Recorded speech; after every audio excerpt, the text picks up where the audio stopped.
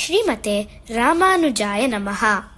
ವಿಷ್ಣು ಸಹಸ್ರನಾಮದಲ್ಲಿರುವ 8ನೆಯ ತಿರುನಾಮ ಭೂತಾತ್ಮ. ಸೀತೆಯ ತಂದೆ ಜನಕನು ಮಿಥಿಲೆಯಲ್ಲಿ ಒಂದು ದೊಡ್ಡ ಯಾಗವನ್ನು ಆಯೋಜಿಸಿದ್ದನು. ಯಾಗಶಾಲೆಯ ಮುಂದೆ ದೊಡ್ಡ ಮೈದಾನದಲ್ಲಿ 500 ಹಸುಗಳನ್ನು ಕಟ್ಟಿಹಾಕಿದ್ದನು. ಪ್ರತಿಯೊಂದು ಹಸುವಿನ ಕೊಂಬುಗಳ ಮೇಲೆ ಚಿನ್ನದ ಕವಚವಿತ್ತು. ಅನೇಕ ಋಷಿಗಳು ಯಾಗಕ್ಕೆ ಬಂದಿದ್ದರು. ಜನಕನು ಎಲ್ಲಾ ಋಷಿಗಳನ್ನು ಉದ್ದೇಶಿಸಿ, ನಿಮ್ಮಲ್ಲಿ ಯಾರು ಬ್ರಹ್ಮಜ್ಞಾನಿ ಎಂದು ನಿರ್ಧರಿಸಲು ಸಭೆ ಸೇರೋಣ. ಬಹುಮಾನವಾಗಿ ಈ 500 ಹಸುಗಳು ಮತ್ತು ಅವುಗಳ ಕೊಂಬುಗಳ ಮೇಲಿನ ಚಿನ್ನದ ಕವಚಗಳು ಎಂದನು. ಯಾಜ್ಞವಲ್ಕ್ಯರೆಂಬ ಋಷಿಯು ತನ್ನ ಶಿಷ್ಯನನ್ನು ಕರೆದು ಎಲ್ಲಾ 500 ಹಸುಗಳನ್ನು ತೆಗೆದುಕೊಂಡು ಹೋಗುವಂತೆ ಹೇಳಿದರು. ಇದನ್ನು ಆಶ್ವಲರೆಂಬ ಇನ್ನೊಬ್ಬ ಋಷಿಯು ಆಕ್ಷೇಪಿಸಿದರು. ಅವರು, ಇನ್ನೂ ಸಭೆಯೇ ಆರಂಭವಾಗಿಲ್ಲ, ಹೇಗೆ ನೀವು ಬಹುಮಾನ ತೆಗೆದುಕೊಂಡು ಹೋಗುತ್ತೀರಾ? ನೀವು ನಮ್ಮೆಲ್ಲರ ನಡುವೆ ಅತ್ಯಂತ ಜ್ಞಾನಿ ಎಂದು ಮೊದಲು ಸಾಬೀತುಪಡಿಸಬೇಕು ಎಂದರು. ಅದಕ್ಕೆ ಯಾಜ್ಞವಲ್ಕ್ಯರು, ಬ್ರಹ್ಮಜ್ಞಾನಿಯಾದ ಋಷಿಗೆ ನನ್ನ ಪ್ರಣಾಮಗಳು.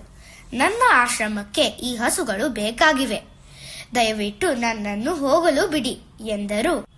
ಎಲ್ಲಾ ಋಷಿಗಳು ಯಾಜ್ಞವಲ್ಕ್ಯರ ಮೇಲೆ ಪ್ರಶ್ನೆಗಳ ಸುರಿಮಳೆಗೈದರು. ಯಾಜ್ಞವಲ್ಕ್ಯರು ಋಷಿಗಳು ಕೇಳಿದ ಎಲ್ಲಾ ಪ್ರಶ್ನೆಗಳಿಗೆ ಉತ್ತರಿಸಿದರು. ಇದನ್ನು ಕೇಳಿದ ಎಲ್ಲಾ ಋಷಿಗಳು ಆಶ್ಚರ್ಯಚಕಿತರಾಗಿ, ನಿಜವಾದ ಬ್ರಹ್ಮಜ್ಞಾನಿಯು ತನಗೆ ಎಲ್ಲವೂ ತಿಳಿದಿದೆ ಎಂದು ಎಂದಿಗೂ ಹೇಳಿಕೊಳ್ಳುವುದಿಲ್ಲ. ಬದಲಿಗೆ ವಿನಮ್ರತೆಯಿಂದ ಎಲ್ಲಾ ಪ್ರಶ್ನೆಗಳಿಗೆ ಉತ್ತರಿಸುತ್ತಾರೆ.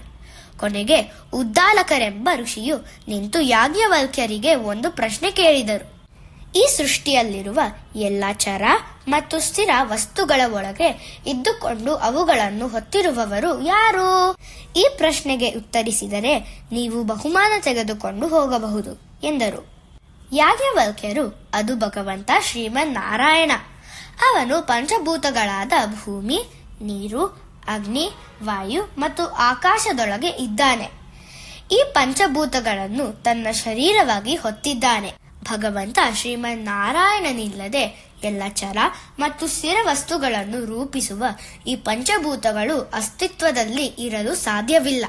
ಎಲ್ಲಾ ಪಂಚಭೂತಗಳು ಅವನ ಶರೀರವಾಗಿರುವುದರಿಂದ ಯಾವುದಕ್ಕಾದರೂ ಹಾನಿಯಾದಾಗ ಅವುಗಳ ಪರಿಣಾಮವನ್ನು ನಾವು ನೋಡಬಹುದು. ಉದಾಹರಣೆಗೆ, ನೀವು ಭೂಮಿಯ ಮೇಲಿನ ಮರಗಳನ್ನು ಕಡಿದರೆ ಮಳೆಯಾಗುವುದಿಲ್ಲ.